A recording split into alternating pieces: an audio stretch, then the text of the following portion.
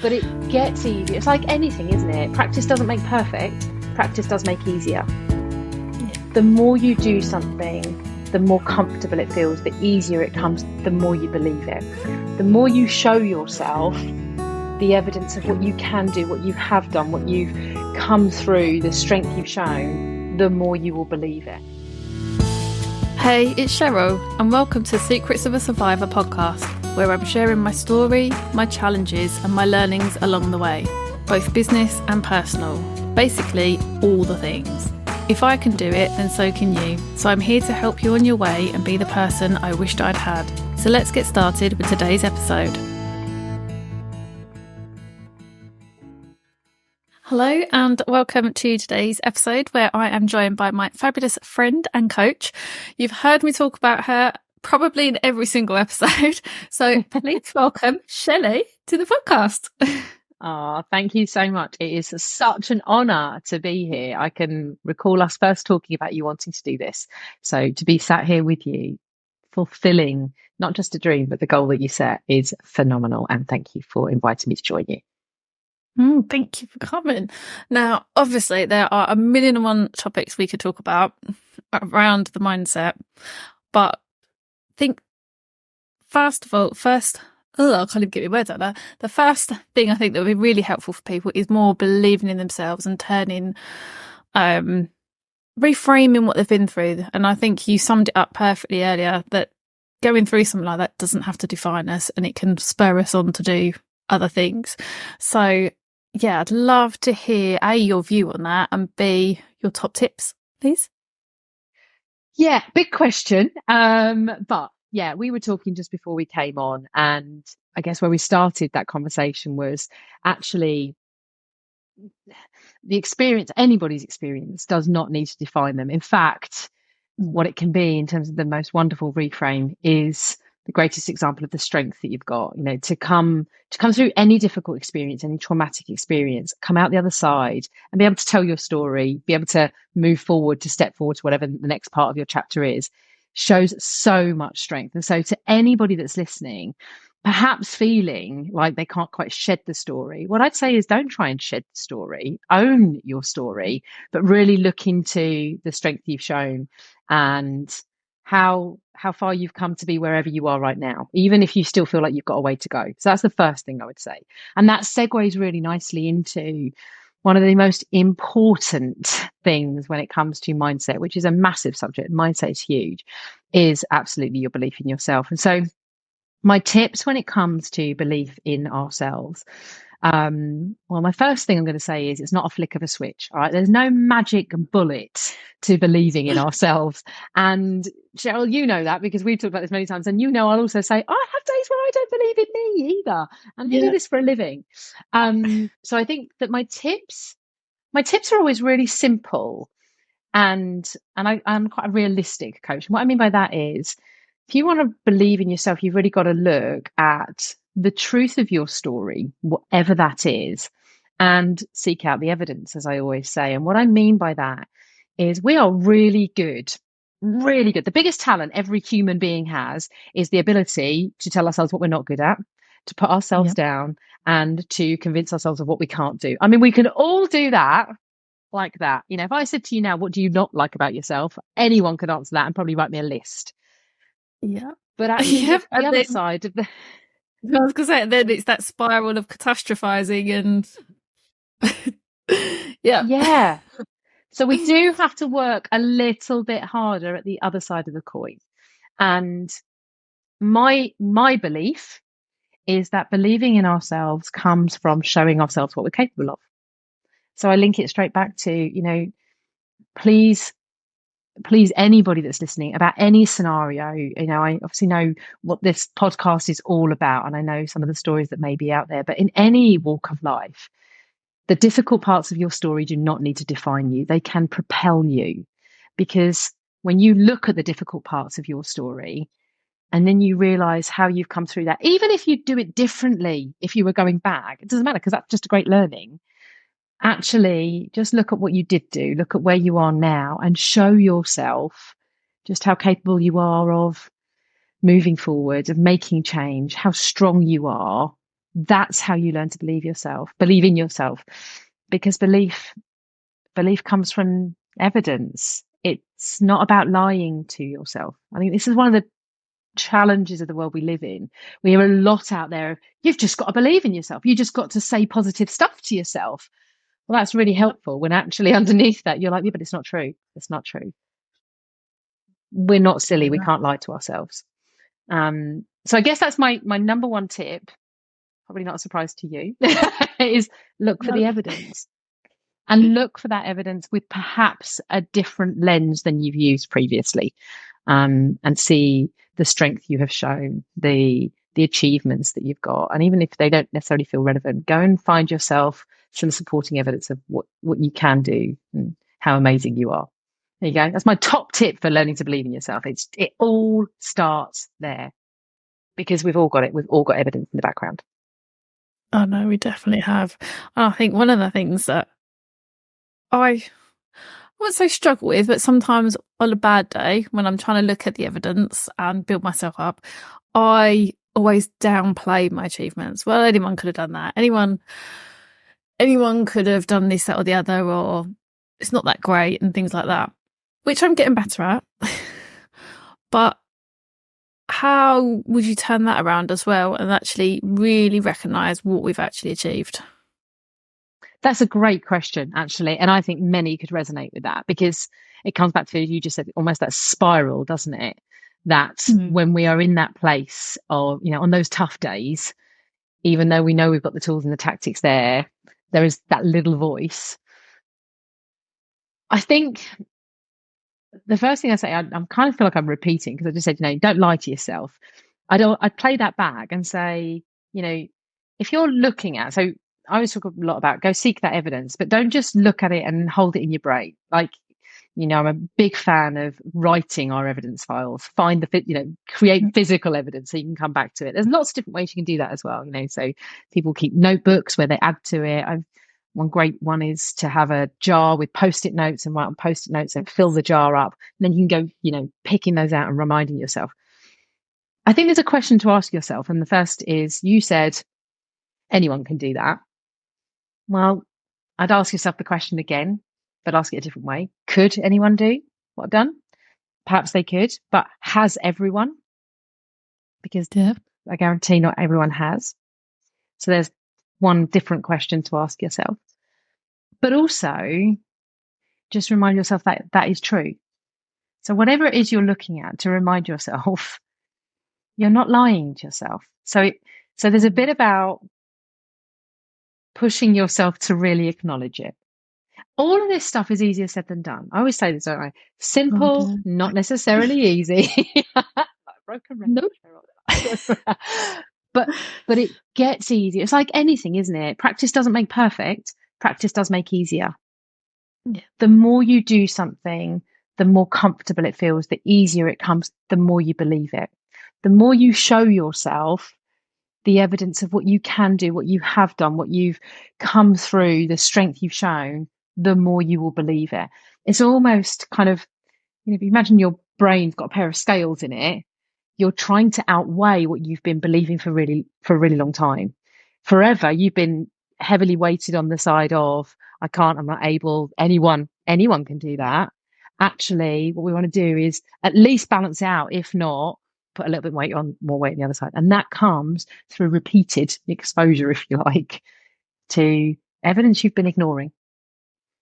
So I'm not sure if that's helpful, but that would be my answer to the downplaying in there.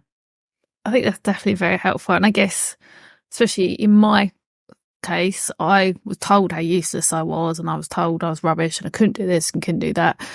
And that being repeated for so long makes you believe it. So you're kind of having to rewire your brain not to believe that anymore, aren't you? So yeah, that really does make sense, actually. The more you look at it, the more you repeat and practice. Because actually, if you believe in it. Yeah. So if you think, so in your example, I was going to say it's a great example. It's clearly not a great example, but it's a good example of what we're describing. Before that person was saying that to you, that wasn't your belief. I'm not saying but that repeated behavior, those repeated statements of what you had you going, oh my God, well, it must be me because it's all the time. That's what is being said to me all the time. So that, back to my scales, the weight, it got outweighted on the side of someone telling you what you should believe. And it's like many, many things. We learn to believe what we're told to believe. And actually, I mean, firstly, scientifically, we can actually rewire our brains. But essentially what we're doing now is we're going, okay, well, let's put some weight on the other side again. Just in the same way that before that was the repeated statements to you, perhaps it was a little weight on the other side. So, yeah. That's funny. I've never looked at it that way. I'm sure we've probably talked about this as well many times, but it's funny how suddenly, all of a sudden, that more light bulb just clicks. Well, what I actually love about that, and I can see your face, you're like, oh my God, I've just had another light bulb. And actually, I guess this, less about absolutely about belief in self. And this is about the whole mindset piece and stuff. It's a never ending journey. Sounds like, oh my God, but actually it's an ongoing journey. Yeah. We're all working on ourselves, or we all need to be working on ourselves all the time. And for anybody that's had some additional layers of challenge put in their life, just know that it's not a switch, a flick of a switch. It's not an overnight piece. It's ongoing. And, you and I may well have had these conversations before. We've certainly had many conversations like this. And you've just had a moment of, gosh, there's another way of me to look at it. And that makes so much sense. And I think that's brilliant, because to anybody listening, that's another example of the light bulbs can come over and over in different ways at different times. Oh, they definitely do.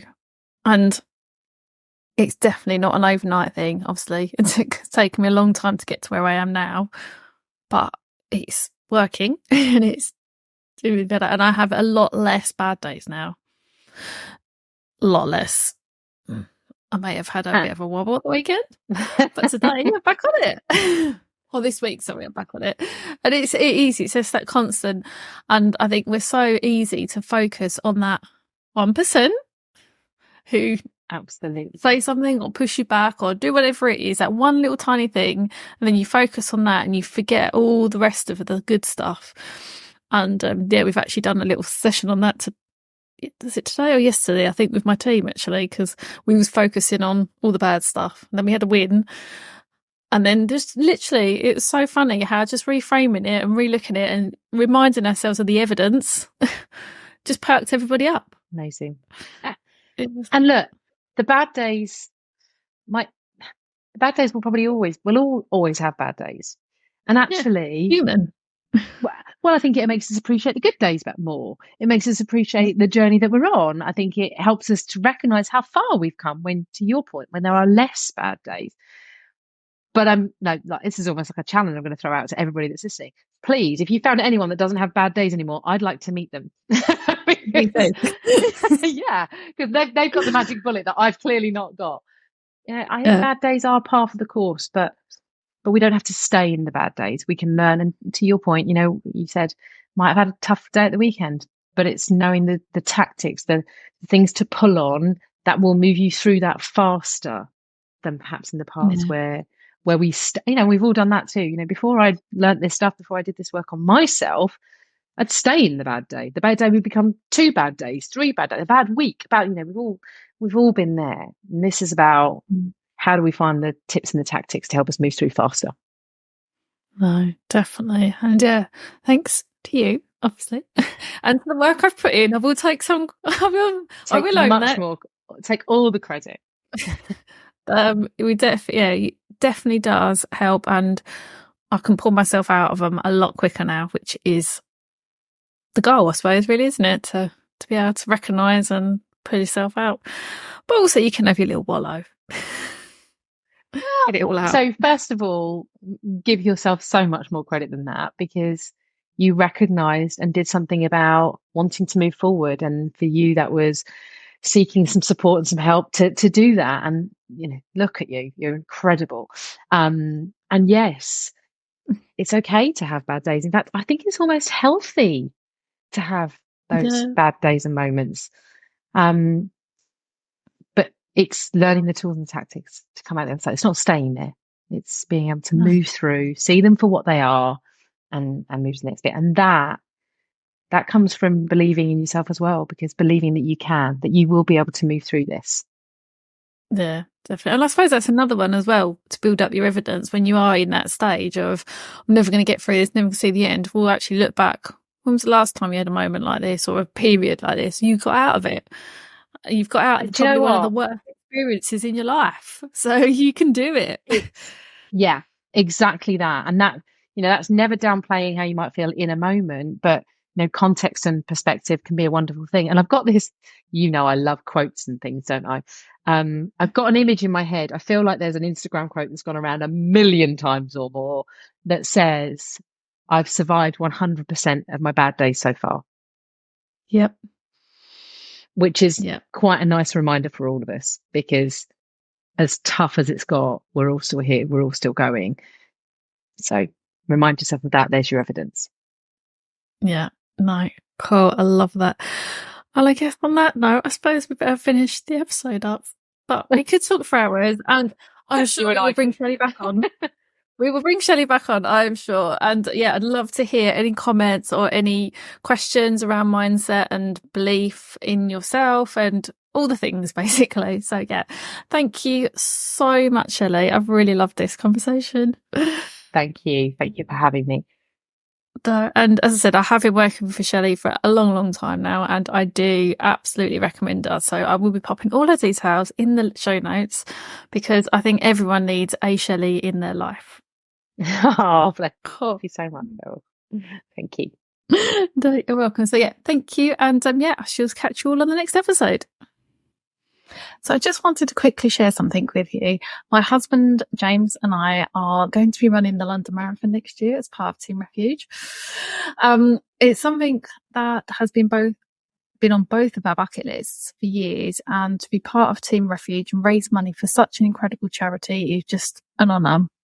So for those of you who don't know, Refuge provides specialist services to survivors of domestic abuse, and they also run the free phone 24-hour National Domestic Abuse Helpline, which I've got in the show notes below the details of. So if you are able to support us in any way, so either by donating or sharing our Just Giving page or just telling people about it, really, we would be so grateful. I've included the link to our Just Giving page in the show notes. Thank you so much in advance for your support. It really does mean the world to us. Thank you so much for listening to this episode. I hope you've enjoyed it and found it helpful. If you'd like more help and support, check out the show notes for links to my website, socials and YouTube channel. Please subscribe wherever you get your podcasts, and don't forget to share and tag on your social posts. And if you wouldn't mind leaving a review, I'd be really grateful. Thank you so much again. I just want to leave you with this thought. You are strong, you are capable, you are lovable, and you are brave. But most importantly, you are enough. You've got this.